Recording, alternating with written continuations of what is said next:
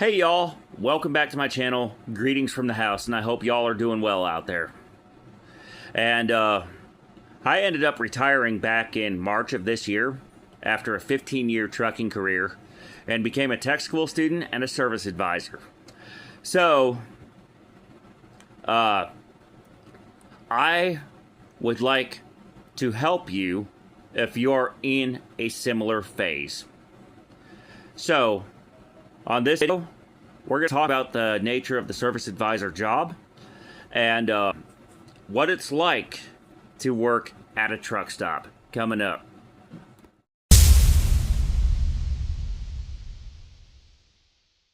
Hey y'all, and welcome back to my channel. Thank you to the 100+ subscribers who might be interested in something like this. And I really do appreciate your subscription and your time. I have been going through a tough time in the last 6 months, but one of the things that has helped me pull through has been my new service advisor job that I got after retirement. So, let me walk you through some Service Advisor 101 so you can get kind of the feel of what type of job this is.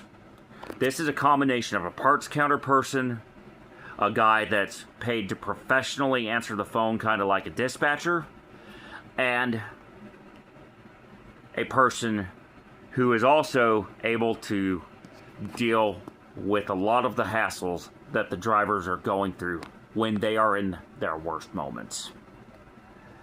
So, let's get started on this.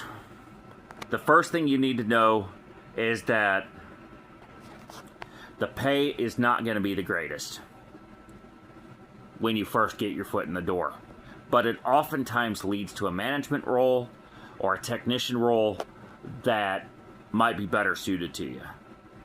So, once you get your foot in the door, give it about 3 to 6 months to really get the feel of the company you're working for or the dealership you're working for.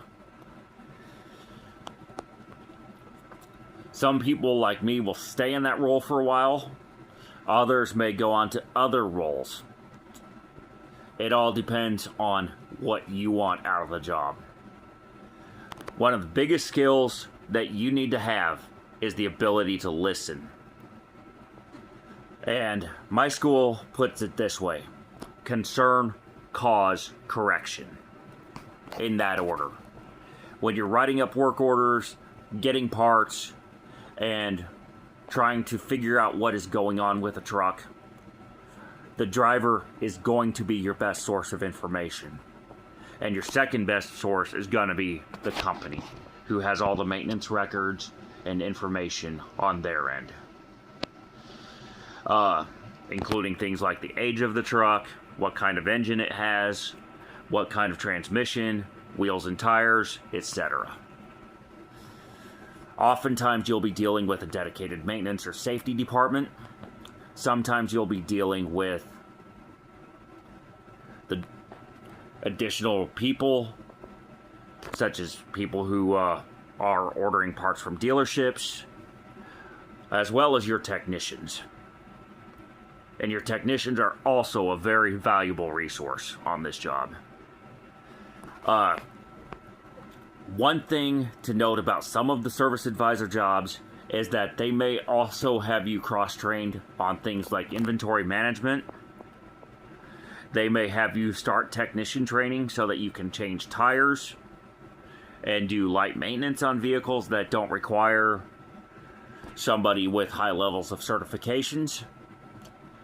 And they also want you, no matter what service advisor role you're in, to constantly go through training. Another role you'll be doing is the cleaning and maintenance person.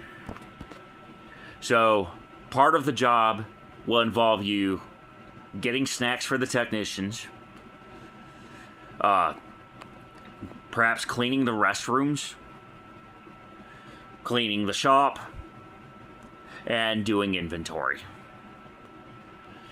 This means that you're going to need to be able to lift up to 100 pounds Some of these truck tires weigh a little bit more than that where I work. But that leads me to another thing you might be cross-trained on, which is operation of a forklift or other heavy equipment. The company will want to make sure that you do the job safely and do it well. Another thing that you will need as part of the job is some sort of way to interact with the customer and get their information, as well as doing that training. Many of these service advisor positions will actually provide you with a computer. If not, I strongly recommend a good, solid laptop, such as a ThinkPad or a Dell Latitude or Dell Pro, something similar to one of those. If you're going to be dealing a lot with the customer, another thing you're going to want to have in your shop is cleaning supplies.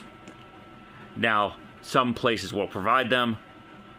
Other places will have you buy them.